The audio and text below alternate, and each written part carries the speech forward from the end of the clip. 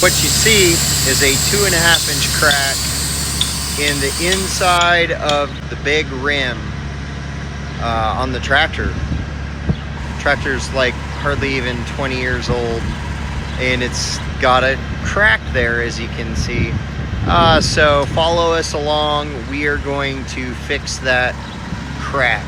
About this is the tire. In order to safely repair the rim, the tire has to come off of the rim. I can't stress that enough.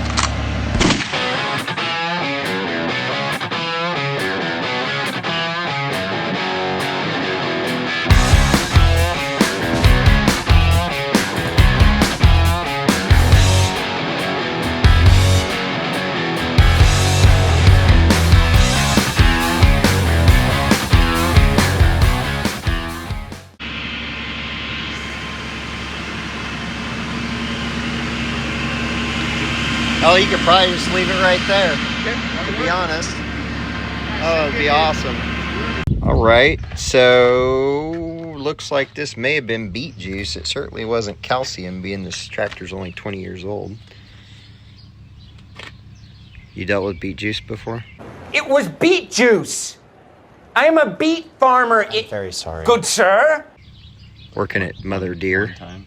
One time. On a little tractor. Yeah. It made a mess. It made a mess. That's what he was saying. If they have beet juice in them and then you have a problem like this, you basically just got to dump the juice. Obviously, we didn't have juice in it anyway. But anyway, so there's the crack. Isaac, you want to go over there and try to find it? No. He's not motivated today. Okay. Can't really see it on the inside of the rim there.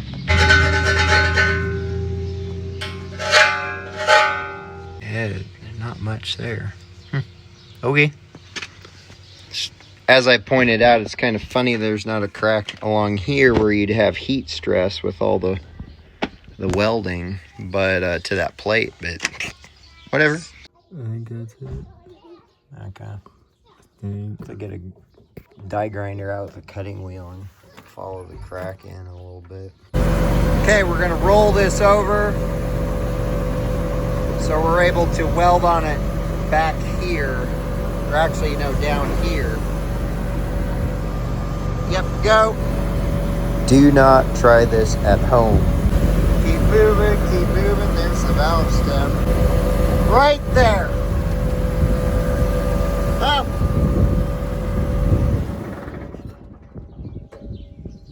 Just a little, yeah. It's a little opposite direction. We're right here right now, a little bit further down.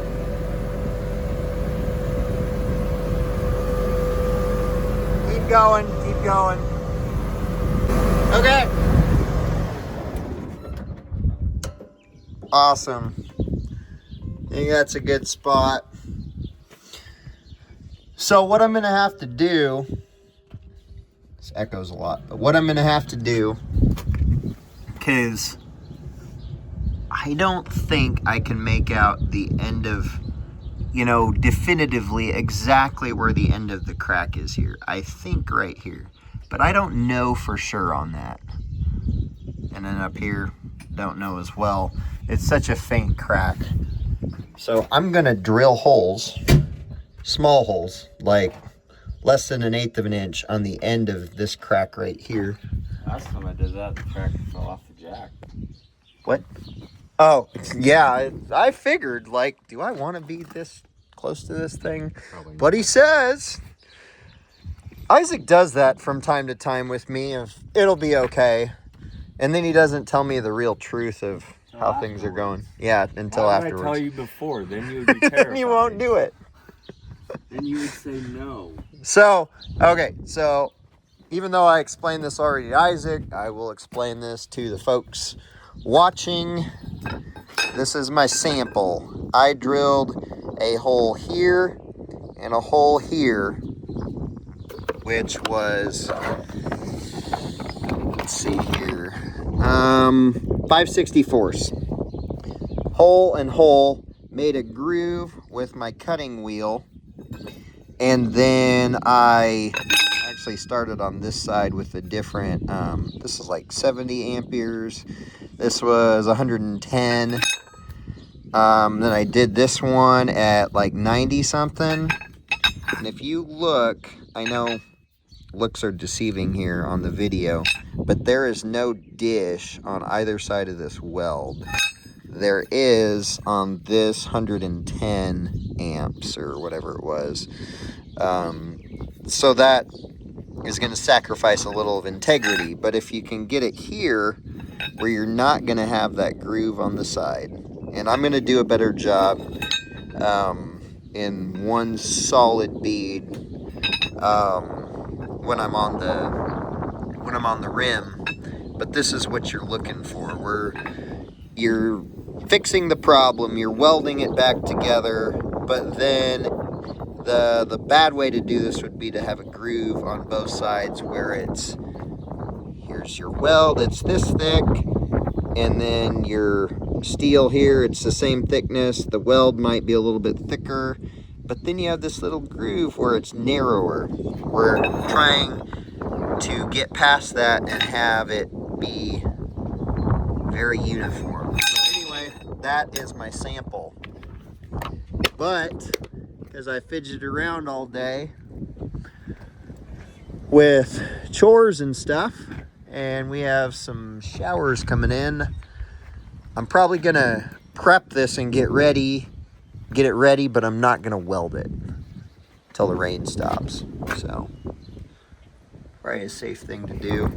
Okay.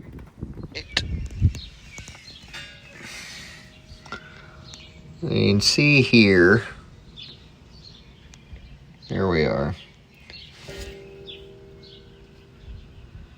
I pulled some of this away with the pocket knife. Isolated where the end of the crack is. I'll do the same up here. It's likely going to be in that spot. And then that's where I'll be drilling the hole at.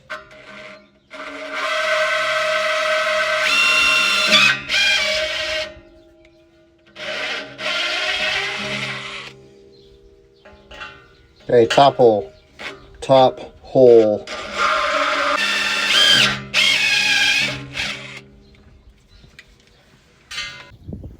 What did you say? What an idiot. That's never gonna hold air. I know, look, I just drilled holes in my rim. Where the heck are we here? There we are. 5/64 and a 5/64. Okay, so now we know definitively on the back side here where the end of the crack is. That's the important part. Okay, so now I'm gonna make that look all nice and bare white metal, ready to weld.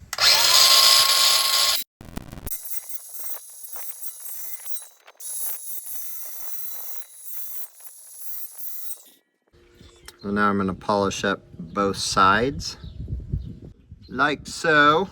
There we go. Back side of this, however, being the spot that it's in, just not an easy spot to deal with, is going to be a little bit harder deal. I will just show you when I'm done, so as not to bore you. First, clean it up here with my pocket knife to show the definite line that I need to groove out. That's important. Alrighty. So you can see right here, there's the hole, and there's the other hole. It's awkward trying to hold this, but that's what we're trying to do. So now I'm going to be ready to weld when the weather is permitting, because I can't see Sydney right now. The rain is coming. So the other important thing you need to do is you need to check the battery and disconnect it. So on the 8120, This is where we're just gonna disconnect the battery at. Try not to ground yourself on here. I'm gonna get that disconnected there. And I'm also gonna take the receiver and the display out. We'll just disconnect them. All right, notice that is done.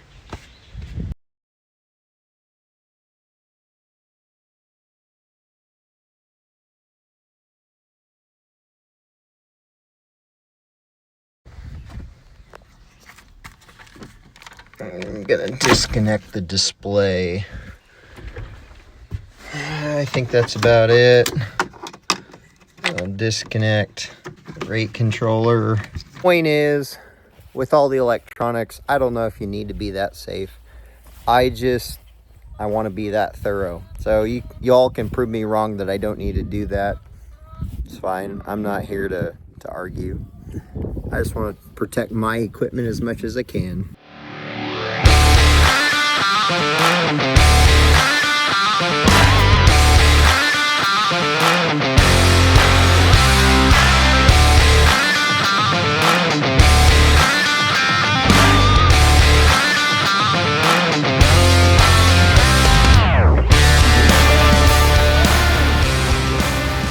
Okay.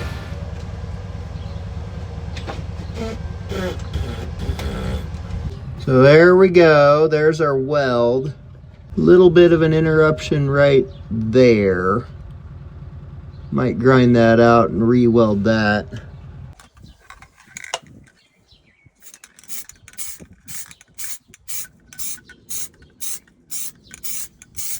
Okay, now since it is painted up, they are showing up later today.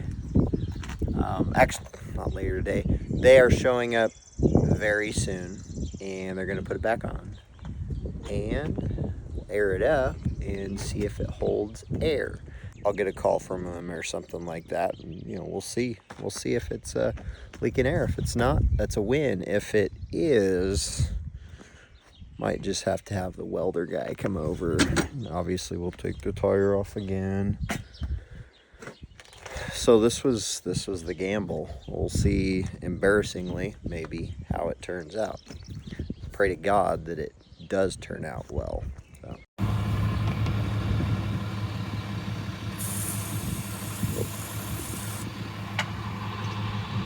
Bubbles. Bubbles. Rats. That means we got to redo it. Means we're going to have to regrind, re-weld, and he's going to have to come back a second time so we can get this fixed. So yeah, that last weld, as you could see, did not work. There was a pinhole in it.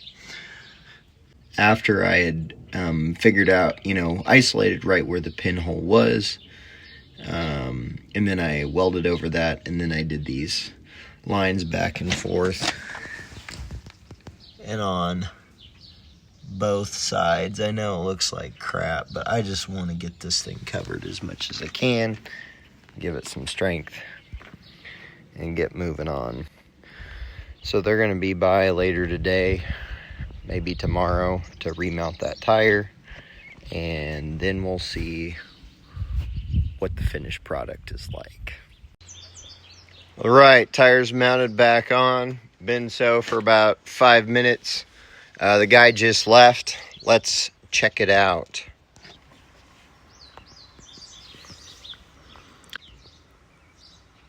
Soapy water, no bubbles.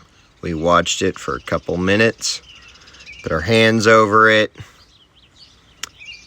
It's not leaking. So, I think we're ready to go spray. At any rate, thanks for watching. We hopefully sprayed it down. Some of you that watch this can find this video useful of how to fix some of your rim problems. So, take care.